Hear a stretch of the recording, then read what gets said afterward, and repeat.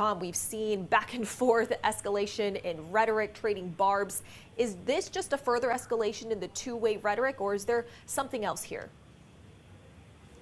Well, certainly it is a rhetorical increase from the U.S. side, but there's also a concern expressed by Mike Pompeo about how to get a better understanding of this disease, and pointedly saying that the Chinese have yet to hand over samples of the virus from China that he says would help scientists, again, get a better grip on how this virus is transmitted. But it is also part of that rhetorical sparring between the two sides. Of course, we've seen that Trump administration strategy now to take China to task over its handling of the disease and what, again, the U.S. says is a lack of transparency. So Pompeo is saying that the Chinese have covered up how dangerous the disease is. Again, he also said that they haven't pointed out the human-to-human transmission for at least a month. And, of course, he claims that they censored, and there's evidence of this, of course, they censored those who were trying to warn the world about this virus at the outset. He also attacked the World Health Organization, again, by the way, saying that it failed to hold China to the standards that all members are meant to be committed to. And again, it is a continuation of this push by the Trump administration to lay the blame at China's feet.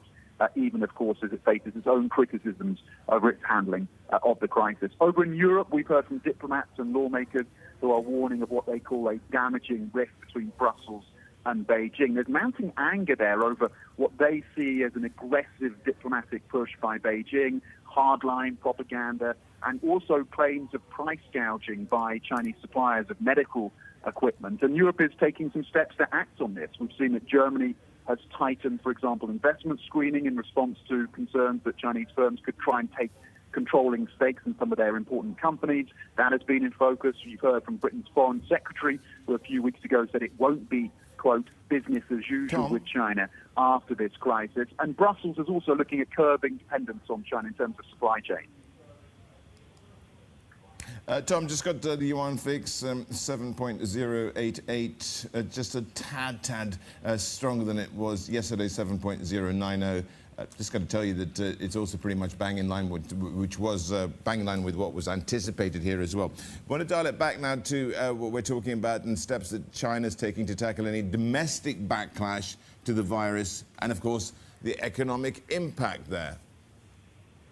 Yeah, they've set up leaders of a new team. These are top law enforcement officials in China to safeguard political security, as they put it. And they've warned that they will crack down on any activities that endanger state security. So it does come amid these heightened concerns amongst the ruling Communist Party over the threat of social unrest. It's always in the background. It's also always a concern for officials here, but of course it's been heightened by the fact that the economy, of course, is in contraction and potentially you could see millions of people unemployed. So they've set up this special task force to crack down on any unrest, essentially. And Tom, the National People's Congress has been delayed. Do we have any more clarity on some dates for when this new date will be held? Well, according to Bloomberg sources, it could be between the 23rd and 30th of May. So late May is what we're hearing, and it would be shorter than normal. And as we know, it was delayed back in February, normally held in March. And again, this is just as a reminder, this is this annual parliamentary session where economic targets for the year are unveiled, along with things like defense spending targets and key policy decisions as well. And this year's growth target, I mean, the growth target is always in focus, but this year is particularly salient, of course, because we did have that Q1 growth contraction of 6.8%, that record falling growth. And the focus on the annual growth target this year will give us an idea, a steer as to how much additional stimulus China's policymakers may be prepared to pump into the system here to support the economy. So that is going to be firmly in focus when we get that. Again, sources saying that possibly it's going to be the 23rd to the 30th of May.